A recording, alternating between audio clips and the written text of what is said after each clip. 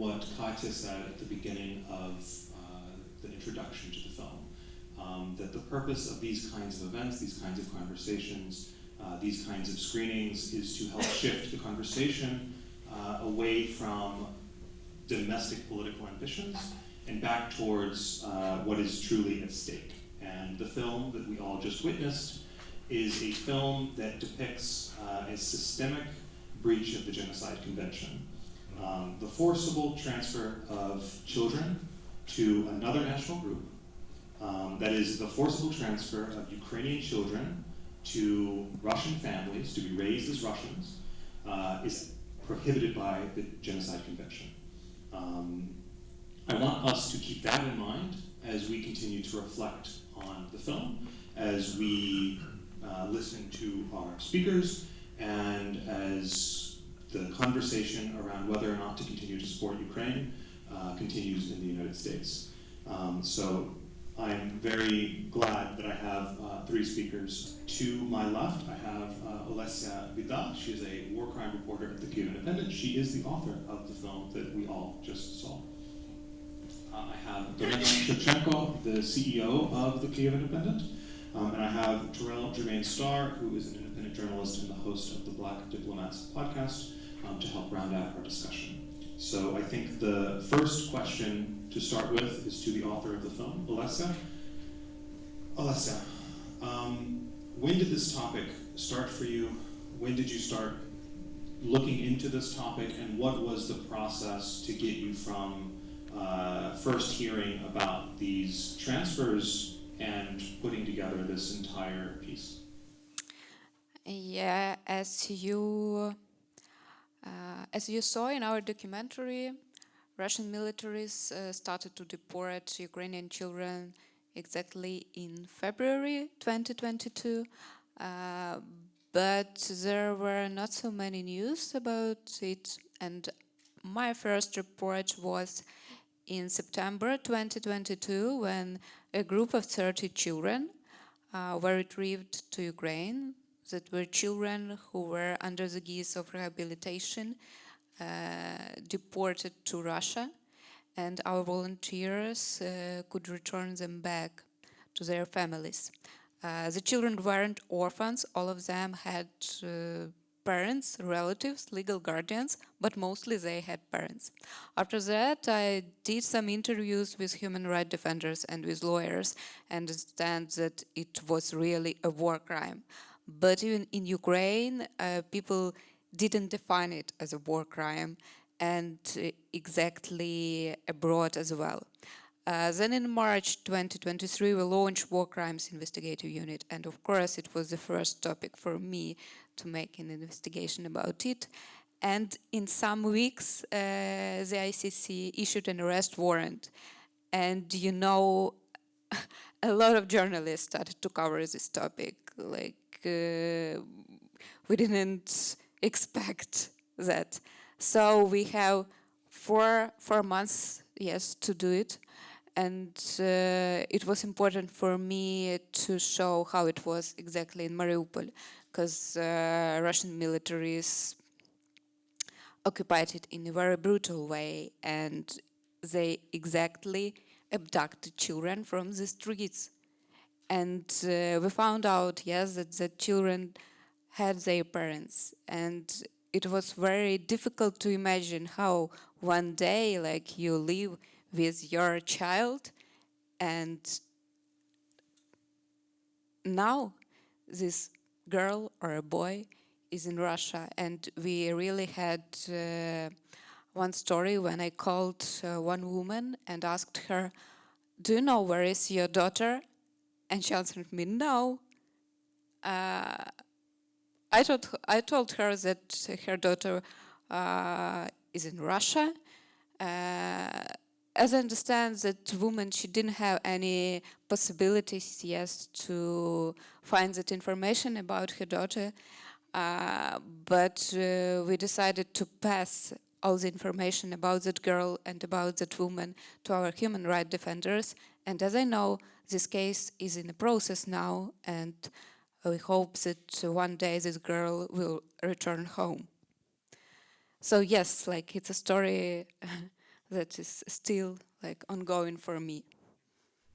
Thank you. And I want to turn it to Dorana as the CEO of this news organization that is, the quick story of the Kyiv Independent is that it was formed just several months before the full-scale invasion started, and it has become one of the fastest growing English language, it is the fastest growing English language news source in Ukraine. And so you've obviously been navigating two fronts, so to speak, dealing with a full-scale invasion, but simultaneously dealing with the realities of the growing pains of creating a news organization that is sustainable. How did the War Crimes Unit come to be, right? Because this film comes out of the War Crimes Unit. What is the institutional and organizational thought process that leads you to end up putting that together? And did you ever think when the Kyiv Independent came together that would be one of the big pillars of the organization? Well, no. As the Kyiv Independent came to be, we were just 18 people trying to set up a news operation as fast as possible, and the demand for news from Ukraine was huge, and we couldn't possibly satisfy it with the little stuff we had. But when we realized that a lot of people, so we are mostly, and a lot of people internationally support us, we realized that we have a potential to grow. And there was a question of added value. So yes, we can produce as many news as possible, but then once, the war is dragging on, the war fatigue is settling in, and just when people consume the information through news only, the information becomes just numbers for them. So it's like 10 more people killed, 5 children abducted, something, and they don't have a face to it. We realized that, we have to do more than just give the information. We have to sit people down and help them process what's happening in Ukraine. We have to make sure that they understand the brutality of Russia's full-scale invasion of Ukraine and what exactly Russia is doing there, because war crimes is something from the history books, right? So we all heard about it, but nobody really witnessed it, and we are witnessing it now in our lives, and we wanted to show what exactly is happening here. The thought process is simple. We wanted to give the full picture of what's happening in Ukraine. We understood that it would be an investment. I think it's no news to anyone that, investigative journalism is the most expensive type of journalism, but also it takes a lot of time and resources on the journalist side, but also a lot of money. But we also knew that it's the type of journalism that can actually make change and bring the impact. And we had to do this for our audiences, but also for Ukraine. We at the Kyiv Independent believe that we are the bridge between Ukraine and the world. And the bridge can't be just transferring the numbers and the news and the names. It should be something more. So that is why we set up the unit. That is actually that actually helps lead me into my question to Taral as somebody who works on you're a man of a lot of backgrounds, but doing reporting on foreign affairs, doing reporting on international developments is your kind of sweet spot, but also you do a lot of work with talking to different communities, solidarity building.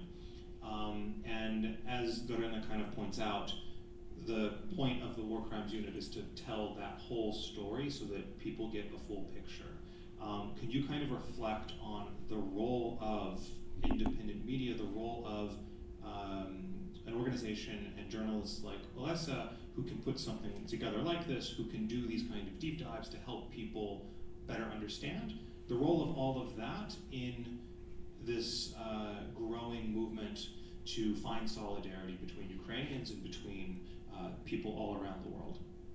Oh, thank you for that question. So for me, at the beginning of the war. I was there and I covered it as an independent journalist.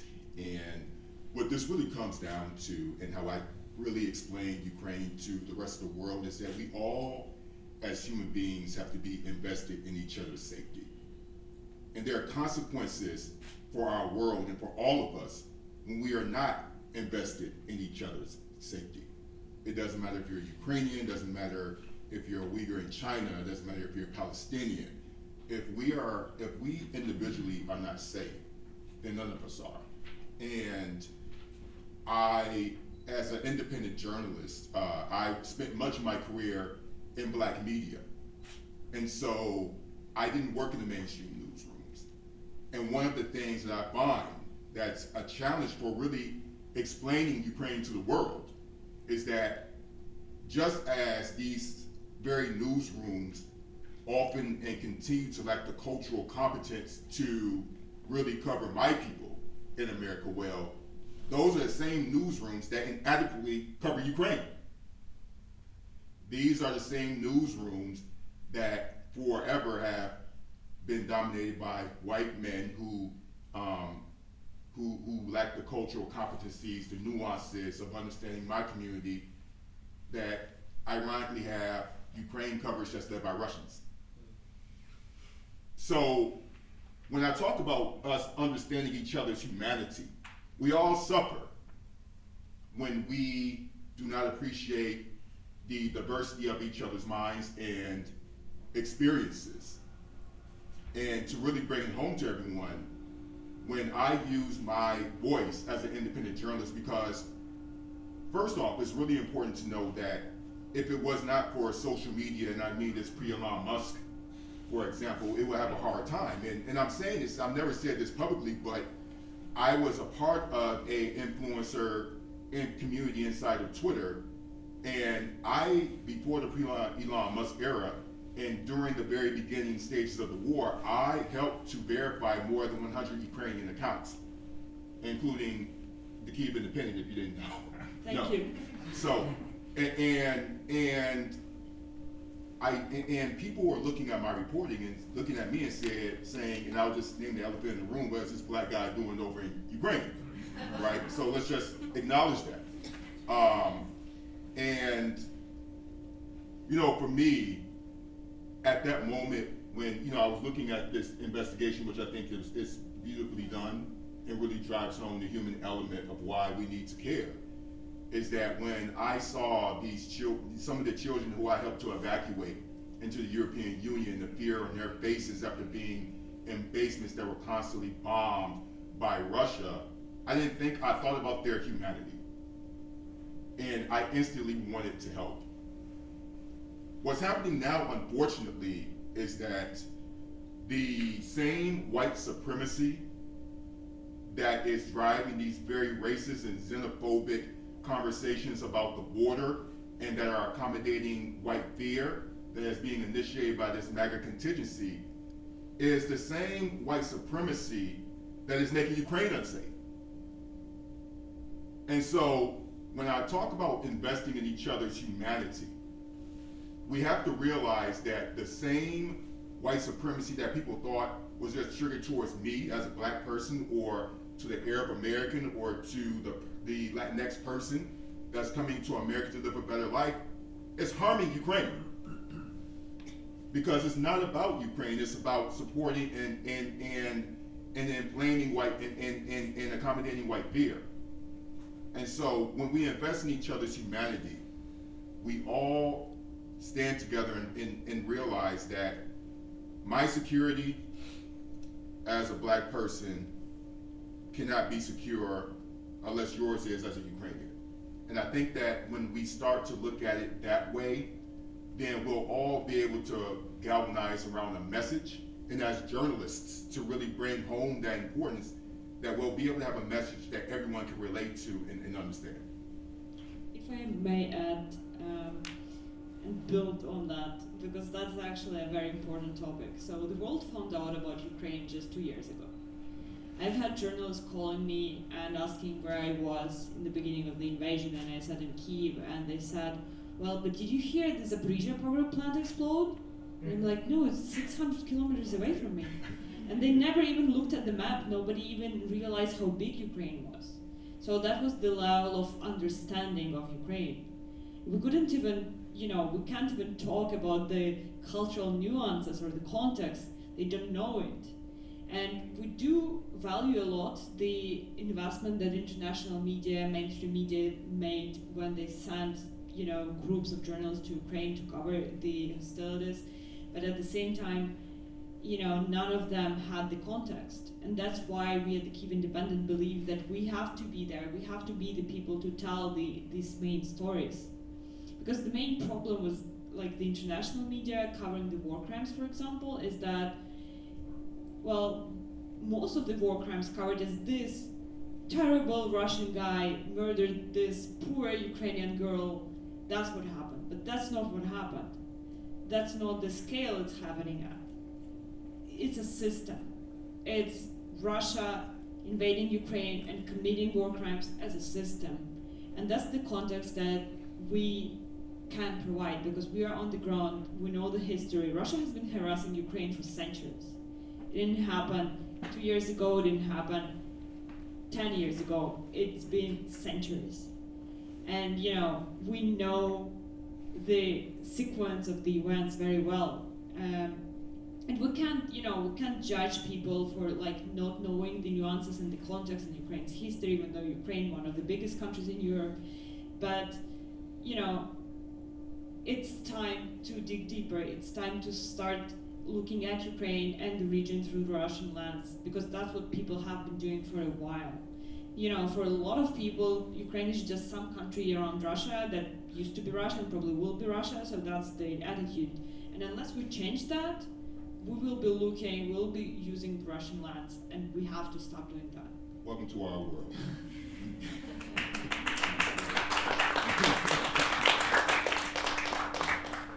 I actually did want to pull out one of the points that you made in your comment there, which is the fact that this is something that is systemic. It's a systematic series of atrocity crimes, systematic forcible transfers of children. But at the same time, there's a little bit of tension in trying to tell individual stories and to humanize the victims and humanize the survivors. So what is the Kyiv Independent's approach to kind of to thread that needle, so to speak, of simultaneously helping people understand that these are real stories happening to real people, and it's not just one out of 1,000 or 100 or however many, but also helping people understand that there is a systematic crime that is being perpetrated.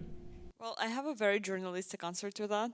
So in journalism, there is usually the lead in the story, and then the second paragraph is what we call a nut graph that, kind of shows where this story is in a bigger picture, right? So that's what we are trying to do. That's exactly what we are trying to do. So we show the individual stories of people who are who are the victims of this particular war crime, but then we say, that at scale, this is not just these 3 people or these 3 children that are abducted, that's 20,000 that we can legally prove, but also probably 100,000 or more that went through the same experience.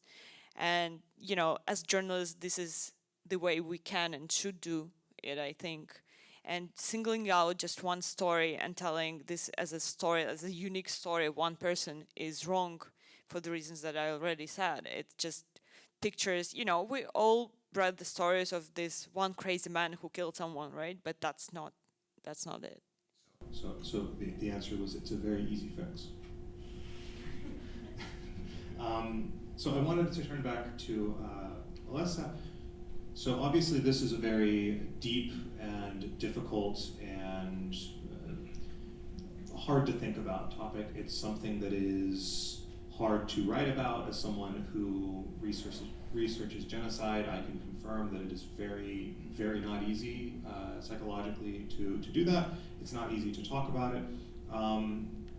So I tend to try to find like something that is uplifting or motivating out of my work. So I wanted to ask if there's anything you can share from you can share with all of us that you find kind of uplifting or motivating, or you know, maybe positive isn't the right word in this context, but just something that, you know, makes you ready to continue to the next phase of your reporting. Of course, that interviews that were difficult for me. Yes, they were very emotional, and you saw that heroes of our film every time they were crying, and like you don't know how to react. Yes, on their emotions, but. What is helping me now? Now I'm working with the sexual violence during the wartime. It's our new investigation that will be published in some months. The impact of this documentary about deported children helps me to work now.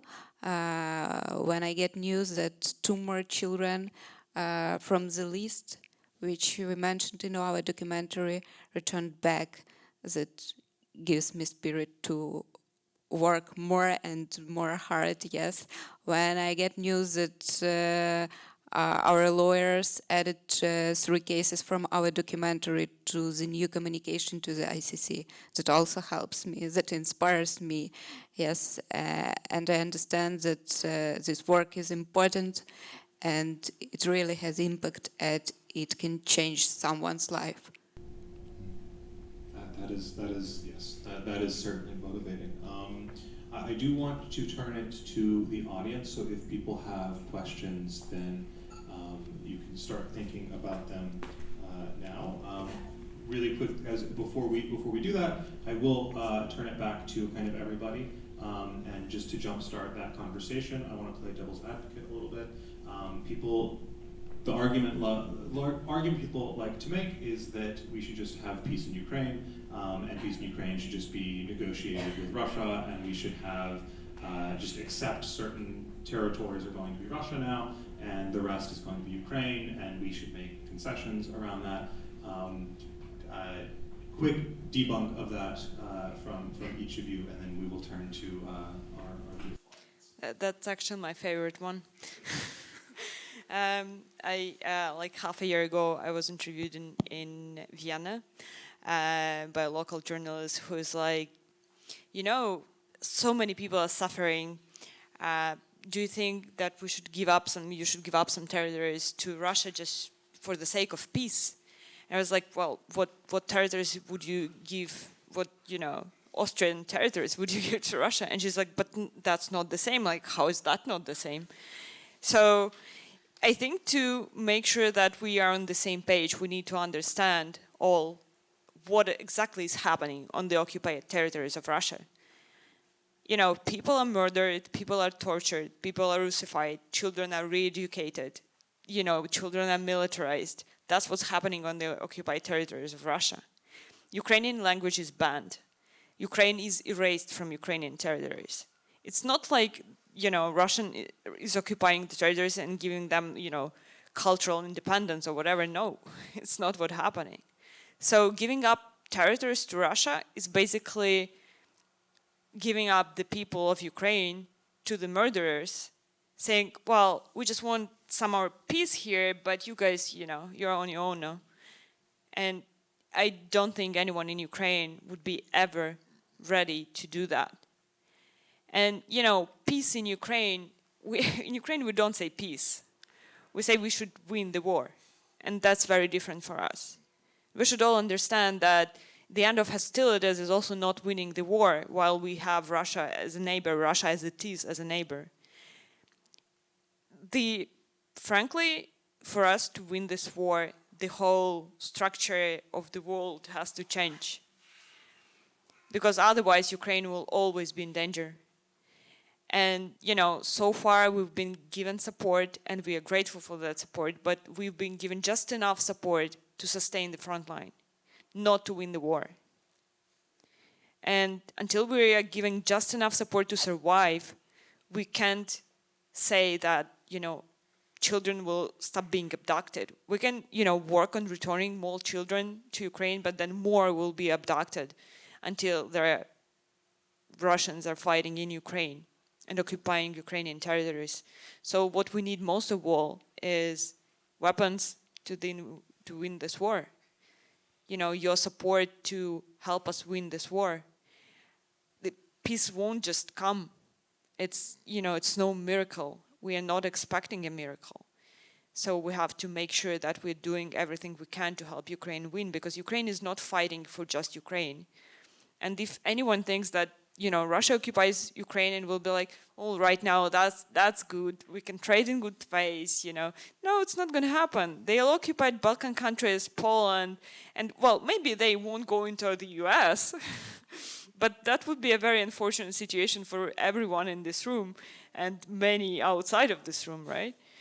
I don't think that's what we all want. So it's a bigger question, really. It's not just about Ukraine.